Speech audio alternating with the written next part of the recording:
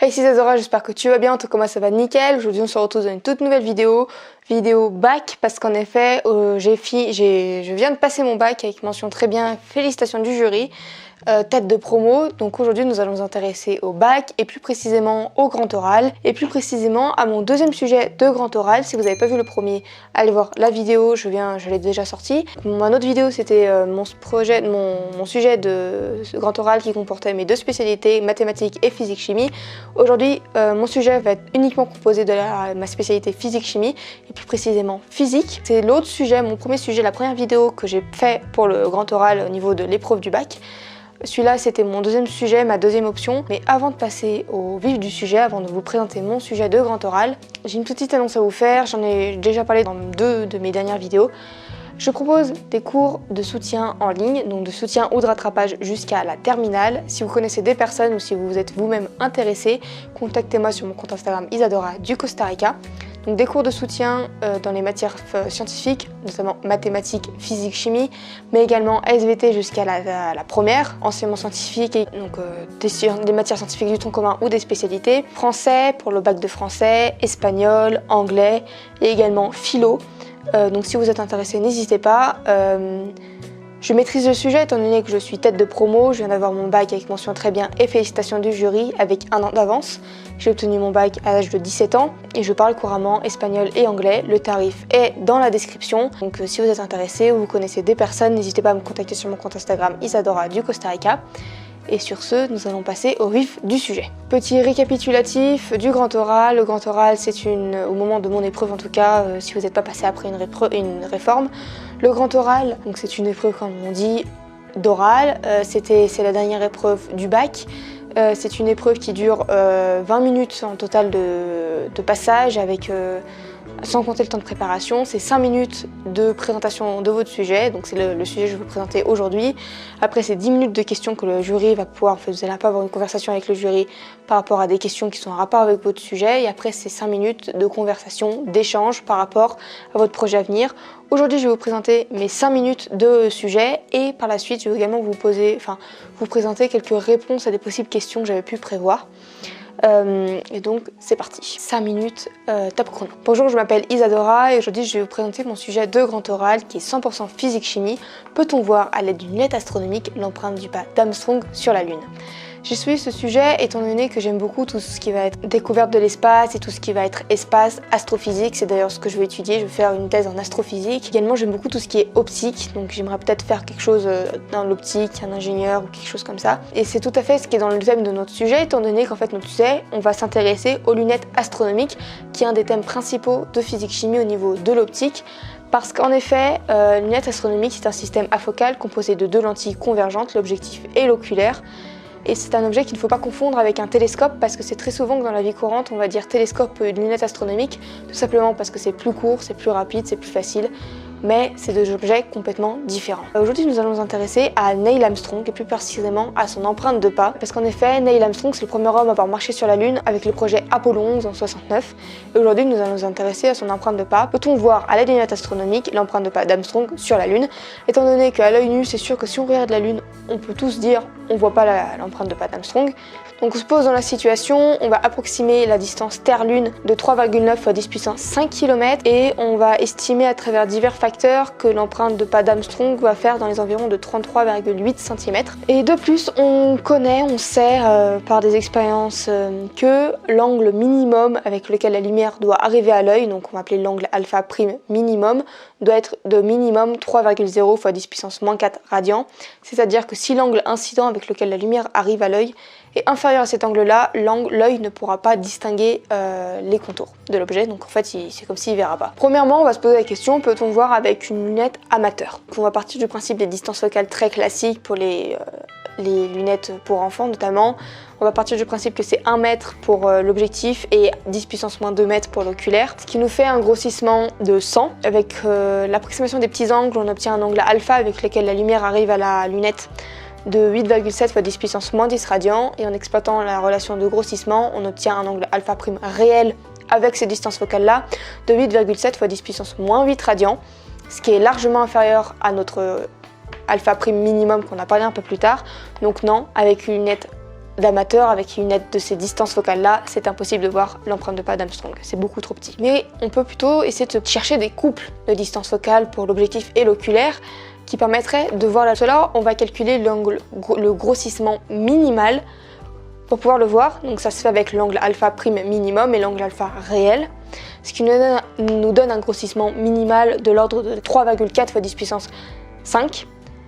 Et en général, on sait que les distances focales de l'oculaire sont comprises entre 2 et 40 mm. Et donc en exploitant la relation de grossissement, on obtient des distances focales de l'objectif comprises entre 680 mètres et 13 600 mètres.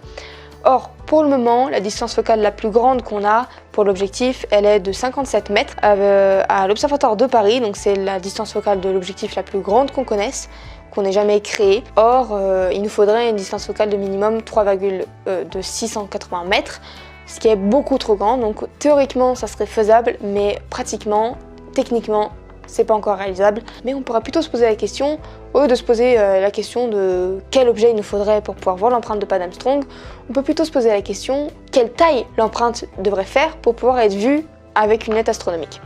Pour cela, on va calculer le grossissement maximum, donc avec la distance focale la plus grande pour l'objectif, donc de 57 mètres à l'Observatoire de Paris, et la plus petite de l'oculaire avec 2 mm. Ça nous donne un grossissement maximum de 2,85 fois 10 puissance 4. En exploitant la relation de grossissement, on obtient, et l'approximation des petits angles, on obtient une taille d'empreinte de pas de l'ordre de 4,29 mètres, qui est approximativement 10 fois plus grand que l'empreinte de pas actuelle, étant donné que l'empreinte de pas actuelle, elle est de l'ordre de 33,8 cm. Et donc pour passer de 33,8 à 4,29 fait approximativement x 10. Donc en fait, ça veut dire qu'au lieu de mesurer 1,80 m, il faudrait mesurer 18 mètres. Traduction, il faudrait être des géants. En conclusion, est-ce qu'on peut voir l'empreinte de pas d'Armstrong sur la Lune? Avec une lunette astronomique amateur, on ne peut pas, c'est beaucoup trop petit. Ou alors, il faudrait des distances focales pas encore techniquement faisables. Ou alors, il faudrait des géants, ce qui n'est pas non plus faisable pour le moment. Ou alors, on pourrait plutôt se poser la question, peut-on, c'est plutôt comment, donc c'est-à-dire trouver quelque chose, un objet optique, une technique qu'on connaisse, qu'on a, qui permettrait de pouvoir le voir depuis la Terre. Et donc voilà, c'est tout pour mes 5 minutes de présentation. Je vais maintenant vous présenter quelques questions qu'on a pu me poser quand j'ai fait à mes professeurs de physique-chimie, étant donné que je ne l'ai pas présenté au grand oral. Celui-là, je l'ai fait uniquement avec mes professeurs à moi, mais qui étaient jurés également, donc c'est comme si je l'avais fait en vrai, quoi. On a quelques problèmes quand je disais au niveau des lentilles. En fait, les lentilles qu'il faudrait avoir sont tellement grandes, avec des distances focales énormes, que c'est techniquement pas faisable.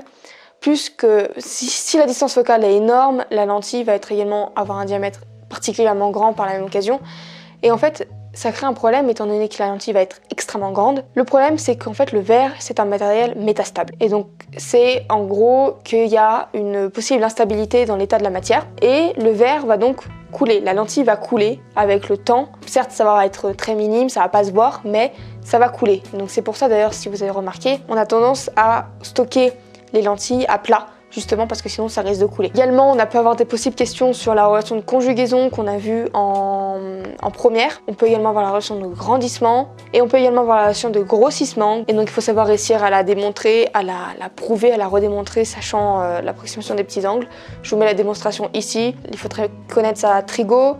Une question qu'un de mes professeurs m'a posée, c'est si on a l'angle alpha prime minimum dont je vais parler un peu plus tôt, 3,0 fois 10 puissance moins 4 radians. Si on connaît la distance, par exemple si on a 10 mètres d'un objet, cet objet doit faire quelle taille minimum? C'est alpha prime minimum qui est égal à la taille de l'objet sur la distance qui nous sépare de l'objet, avec les distances focales maximales qu'il nous faudrait, pour l'objectif, quand je disais que c'était quelque chose de très très grand, c'était entre 680 et 13 600 mètres, donc c'est dans l'ordre du kilomètre jusqu'aux 14 km. Si c'était possible de le faire théoriquement, techniquement sur Terre, ça voudrait dire que le foyer est à 14 km de la lentille. La taille de la lunette astronomique, il faut se donner une idée, un avion ça vole entre 10 et 12 km d'altitude.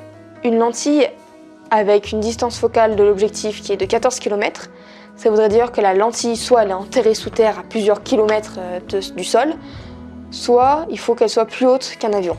On a également le problème des lunettes astronomiques, c'est que l'image est inversée. On a également des personnes qui peuvent être intéressantes par rapport à ça, c'est notamment Jacques Angenieux, donc c'est un ingénieur, chef de projet chez Angenieux. Il a travaillé notamment avec l'armée et dans l'aviation. C'est un opticien reconnu français. Je l'avais prévu de le citer dans ma dernière partie de ma projet à venir, ou même là, dans une ouverture que j'avais faite, étant donné que je l'ai rencontré. Également, je suis au Costa Rica, et au Costa Rica, il y a un astronaute très connu, très reconnu au Costa Rica, qui s'appelle Franklin Chan Diaz. Donc c'était le premier hispanique qui travaillait avec la NASA.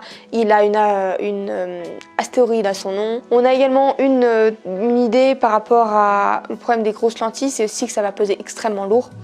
Et donc une lentille, on a ce qu'on appelle une lentille de Fresnel, qu'en gros c'est qu'on va creuser la lentille pour réduire la masse, mais on garde la même distance focale. Ça va être notamment utilisé dans le cinéma et dans les phares. Un des problèmes des lentilles aussi, ça va être les aberrations des lentilles chromatiques, c'est-à-dire qu'en fait les différentes longueurs d'onde ne vont pas avoir les mêmes foyers ou sphériques, étant donné qu'en fait le vrai foyer de la lentille c'est quand les rayons vont passer par le centre de la lentille, et donc si ça passe vers plus les bords, ça va dévier. On peut poser des questions, une technique qui permettrait de déterminer la distance focale de la lentille, une méthode d'autocolimaçon. Si vous faites un TP d'optique, vous pouvez demander à votre prof de vous faire ce TP là, c'est assez intéressant.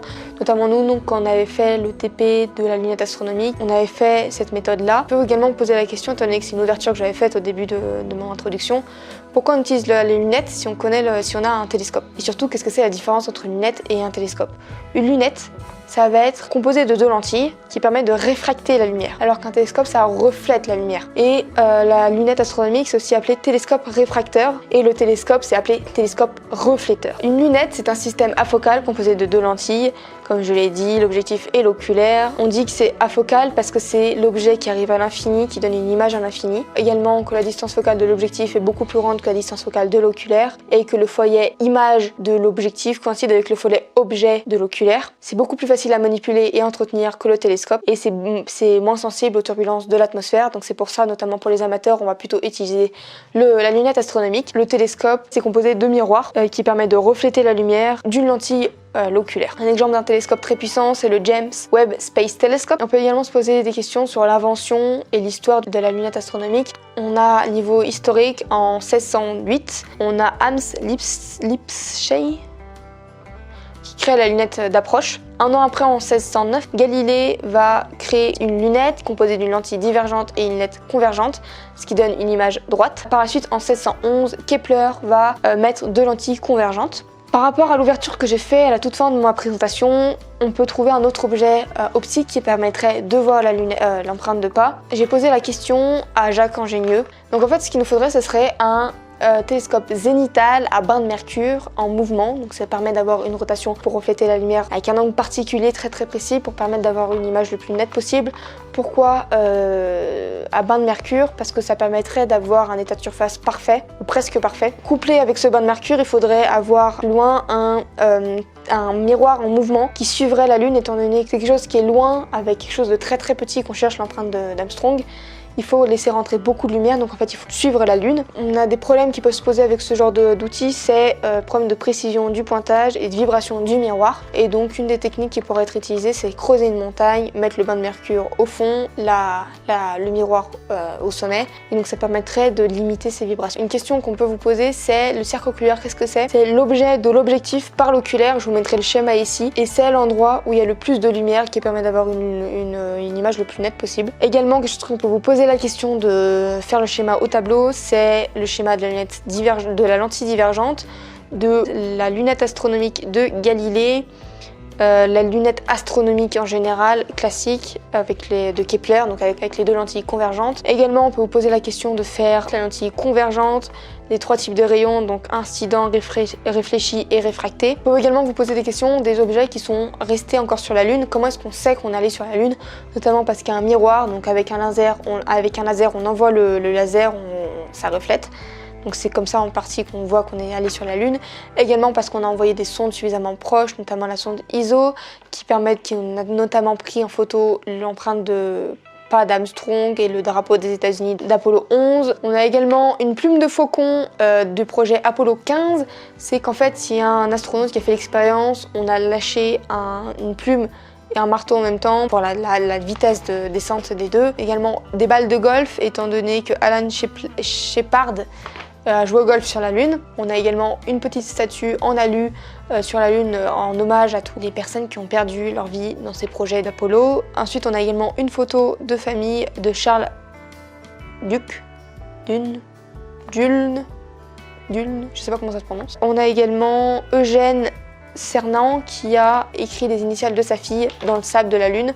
Et également toutes les traces de pas, de déplacement de véhicules et tout sur la Lune. Ça va rester plusieurs millions d'années parce qu'en fait ils disent c'est en fait parce que sur la Lune il y a tellement peu de friction que des choses qui sont juste écrites dans le sable vont rester plus longtemps que si on écrit quelque chose sur le marbre, si on grave quelque chose sur le marbre sur la Terre. On a également des modules de descente, des véhicules, tout ce qui va être également pour faire des échantillons, etc. niveau scientifique. Et donc voilà, c'est tout pour cette petite vidéo, j'espère qu'elle t'aura plu. C'était mon deuxième sujet de grand oral, comme je l'ai déjà dit, mon premier sujet, donc celui que j'ai déjà posté sur le lancer de pièces. Le lancer de pièces pile ou face est-il vraiment un événement aléatoire et impartial? Si ça t'intéresse, va la voir. Elle compose mes deux spécialités mathématiques et physique-chimie, contrairement à celui-là qui composait uniquement ma matière physique-chimie. Et donc voilà, c'est tout pour cette petite vidéo, j'espère qu'elle t'aura plu. Si elle t'a plu, n'hésite pas à lâcher un petit pouce bleu, à la commenter et à la partager. Abonne-toi à ma chaîne YouTube, clique sur la petite cloche pour recevoir une notification quand je sortirai une nouvelle vidéo. Faire un tour sur mon compte Instagram Isadora du Costa Rica. Et sur ce, je te dis à bientôt dans une prochaine vidéo. Allez, salut!